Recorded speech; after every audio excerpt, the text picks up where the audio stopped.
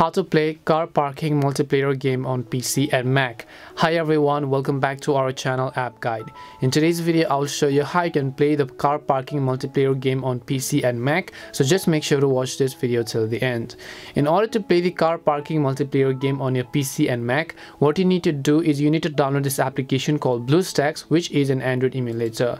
So this Bluestacks application is an Android emulator that will let you run Android applications on any device. So you have to download this installer. I'll make sure to drop a link below. Whether you're on PC or Mac, both of the versions have the Bluestacks app available, so you want to make sure to download it. Once you download it and open it up after you've installed it, since this is basically an Android emulator, you need to have your Google account, because if you don't have your Google account, you'll not be able to sign into Google Play Store.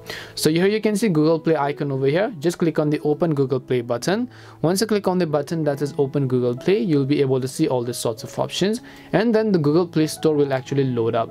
After Google Play Store has been loaded up, you can currently see that in my case, I'm already signed in to my Google Play account. As you can see, my profile icon from the top right, if I click on it, you can see that my Google account is signed in.